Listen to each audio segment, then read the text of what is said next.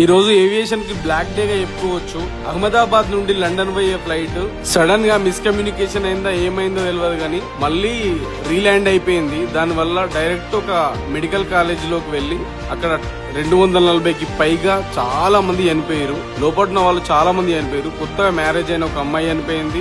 వీళ్ళతో పాటు గుజరాత్ మాజీ సీఎం విజయ్ రూపాని కూడా చనిపోయారు. జరిగిన ప్రమాదంలో ఎమర్జెన్సీ ఎగ్జిట్ నుంచి రమేష్ విశ్వాస్ అని ఒక్క అబ్బాయి మాత్రమే ప్రాణాలతో బయటపడ్డాడు. మిగతా వాళ్ళందరూ చనిపోవడం జరిగింది.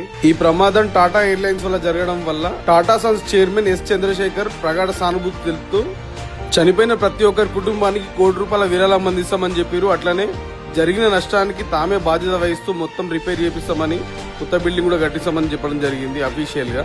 ఈ ప్రమాదం జరగడానికి రీజన్ ఏంది అనేది ఇండియన్ గవర్నమెంట్ కంప్లీట్ గా వివరాలు తెలుసుకుంటుంది. ఈ ఇన్సిడెంట్ వల్ల ఎవరికైతే గాయాలైనాయో ప్రమాదంలో ఉన్న ప్రతి ఒక్కరికి వైద్య చికిత్సలు వాళ్ళకి సంబంధించిన కంప్లీట్ కేర్ వీళ్ళే తీసుకుంటారని టాటా గ్రూప్ చెప్పుకోవడం జరిగింది.